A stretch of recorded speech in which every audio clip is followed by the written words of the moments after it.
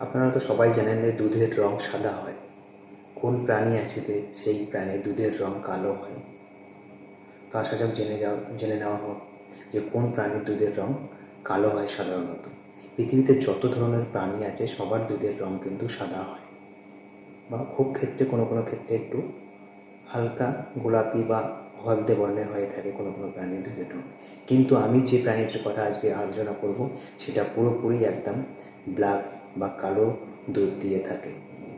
তো সেই প্রাণীটির নাম জানার আগে আসল কিছু জেনে নেই দুধের উপকারিতা।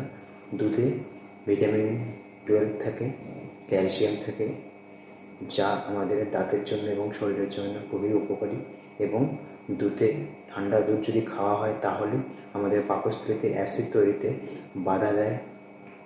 দুধ খেলে মাথা বা আমাদের শরীর একদম